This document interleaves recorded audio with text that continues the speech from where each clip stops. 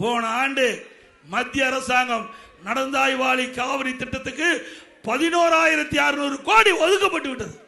11,600 கோடிங்க. இந்த திட்டம் மேட்டூர் அணையிலிருந்து திறக்கப்படுகின்ற நீர் கடலிலே கலக்கின்ற வரை சுத்தமாக இருக்க வேண்டும். அந்த காவிரி கரையின் இரு கரையில் இருக்கின்ற நகரத்திலிருந்து வெளியேறுகின்ற அசுத்த நீர் அதை பேபிகளால் அமைக்கப்பட்டு அதை சுத்தப்படுத்தி ஆற்றிலே விடுவது.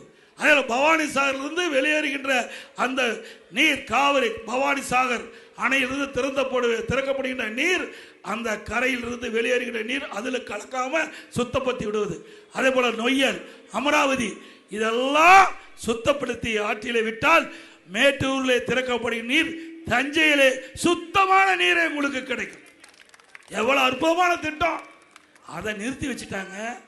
சட்டமன்றத்தில் தெரிவிச்சுட்டு நீர்வளத்துறை கொள்கை விளக்க குறிப்பில் அறிவிச்சுட்டு 11,600 கோடி மத்திய அரசாங்கம் நடந்தாய்வாளி காவிரி திட்டத்திற்கு நிதி ஒதுக்கீடு செய்யப்பட்டது என்ற விவரத்தை சொல்லிட்டு அப்படியே முடக்கிட்டாங்க ஒரு வருஷமா.